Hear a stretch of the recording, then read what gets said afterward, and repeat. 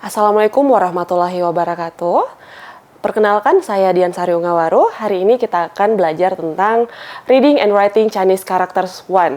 Atau dalam bahasa Mandarin kita mengenal dengan Tu Xie Hanzi Yi. Oke, next. Di sini kita bisa melihat ada sebuah gambar yang menunjukkan ciri khas dari China. Nah, kemudian di sampingnya adalah ada sebuah tulisan, di mana tulisan ini merupakan tulisan khas dari negeri tirai bambu itu. Yang di sebelah atas ini adalah bacanya Ni Hao. Ni Hao itu adalah pinyin. Pinyin merupakan cara baca dari huruf karakter Mandarin. Huruf karakter Mandarin ini kita sebut dengan istilah Hanzi. Next. Nah, apa itu Hanzi? Kita bisa melihat, kita mengumpamakan Hanzi sama seperti seorang manusia.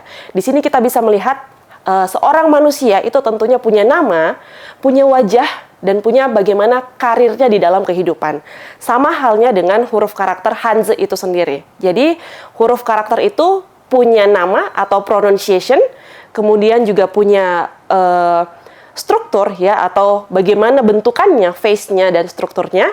Kemudian, huruf Hanzi itu juga punya arti atau karirnya di dalam dunia perhanzean kayak gitu. Next. Nah, ini adalah salah satu contoh huruf karakter yang merupakan nama ya, Chinese name. Ini bacanya Lu Xian Hong. Nah, ada sebuah pertanyaan. Bagaimana orang-orang China itu berusaha untuk menyebarkan bahasa Mandarin ke seluruh dunia? Nah, huruf Hanzi di China itu ada dua jenis. Yang pertama ada huruf tradisional, yang kedua ada huruf yang simplified. Huruf tradisional adalah huruf yang digunakan dari zaman dulu. Pada saat pertama kali ditemukan pada dinasti Shang, itu tulisan pertama yang berada di atas tumpurung kura-kura, atau biasa disebut dengan istilah huruf Jiaguan. Nah, huruf yang kita lihat ini merupakan huruf yang tergolong sebagai Chinese Simplified, atau yang sudah disederhanakan. Next. Ada 8 goresan dasar dari huruf karakter Mandarin atau Hanzi, yang biasa kita sebut dengan istilah Bihua. Next. Di sini ada goresan Tian, Heng, Shu, Pie, Na, Ti, Go. Kita akan membahas satu persatu. Next. Oke.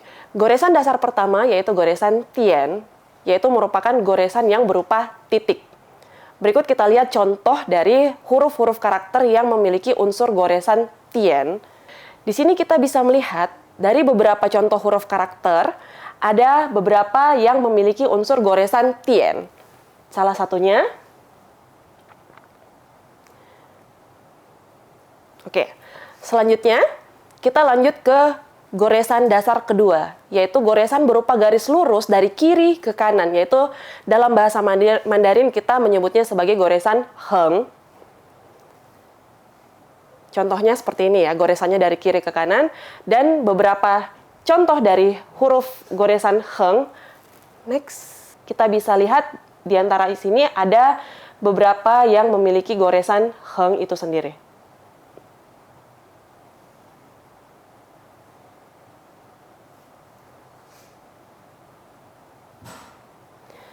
Goresan dasar ketiga yaitu goresan berupa garis vertikal dari atas ke bawah, atau kita bisa mengenalnya dengan istilah goresan Shu.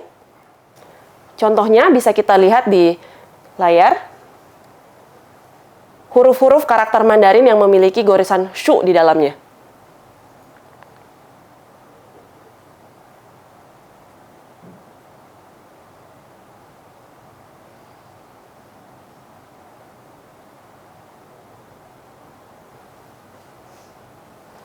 Oke, selanjutnya merupakan goresan yang dari kanan atas ke kiri bawah yang biasa kita kenal dengan goresan pie. Contoh-contohnya sebagai berikut.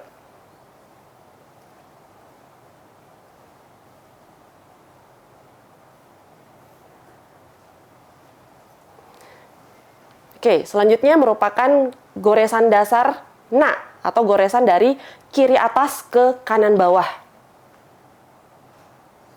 Contohnya seperti ini.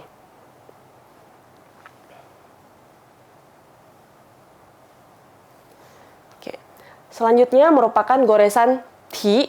Goresan ini merupakan goresan dari kiri bawah ke kanan atas dengan ujung dilepas.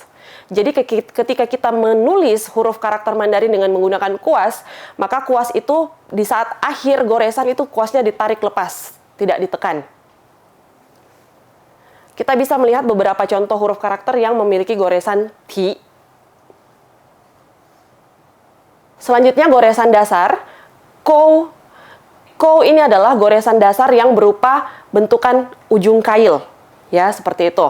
Contohnya seperti ini. Ada di dalam beberapa huruf karakter yang memiliki goresan kou.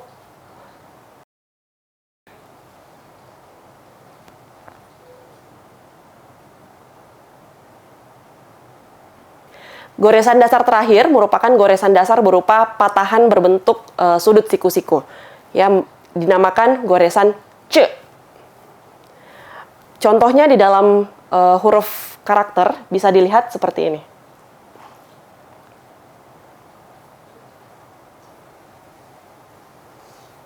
Huruf karakter Mandarin atau Hanzi itu tidak hanya memiliki pihua, tetapi juga memiliki pishun.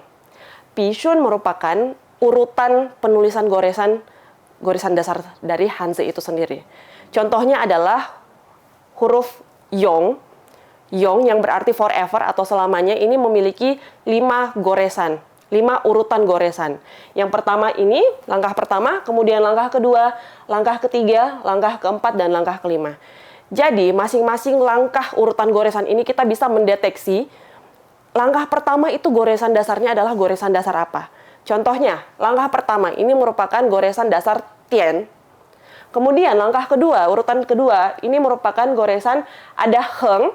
Heng itu adalah goresan datar yang berupa garis mendatar dari kiri ke kanan, ya, heng. Kemudian ada patahan, ada ce, kemudian dia turun ke bawah dan di ujung berakhir dengan goresan yang berupa ujung kail atau kou. Jadi goresan kedua adalah heng, ce, kou. Kemudian urutan ketiga diawali dengan heng, diakhiri dengan pie. Jadi ini adalah heng, pie. Selanjutnya urutan keempat itu berupa pie. Dan yang terakhir itu adalah goresan dasar na. Jadi Hanzi Yong ini memiliki 5 goresan. Next. Contoh lain, ini adalah huruf karakter yang dibaca wo, artinya saya. Wo artinya saya. Kita bisa lihat bahwa wo ini memiliki 7 goresan. 7 goresan.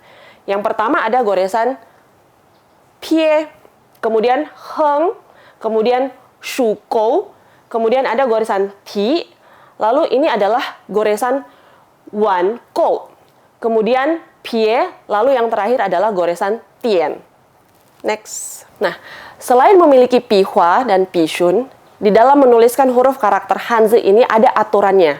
Ya, ada aturannya. Yang pertama, ketika kita menemukan huruf karakter yang ada goresan heng dan shu-nya, maka kita wajib menuliskan heng-nya dulu, baru shu. Jadi goresan mendatarnya dulu, baru goresan yang turun vertikal. Kemudian ketika menemukan pie dan na dalam satu huruf karakter, maka kita menuliskan pie dulu, baru na. Aturan selanjutnya yaitu di dalam huruf Mandarin itu bisa dibagi menjadi beberapa posisi. Posisi yang pertama ada posisi atas bawah.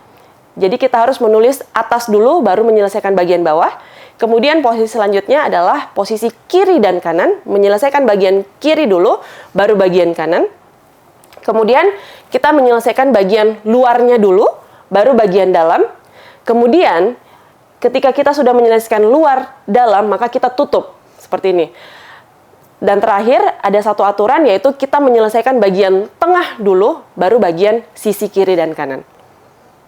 Sekian materi kita pada kesempatan kali ini. Sampai jumpa di materi selanjutnya. 我们再见!